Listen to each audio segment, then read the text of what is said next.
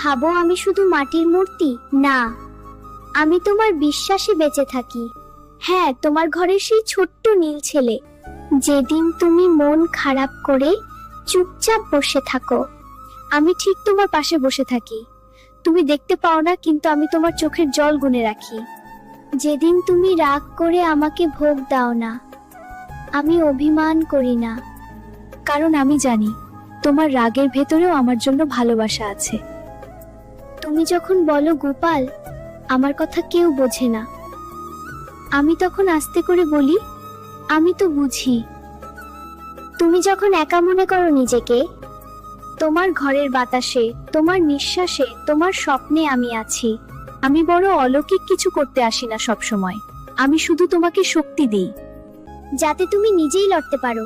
দুঃখকে ভয় পেও না, আমি যখন তোমার পাশে আছি, আমাকে মিষ্টি না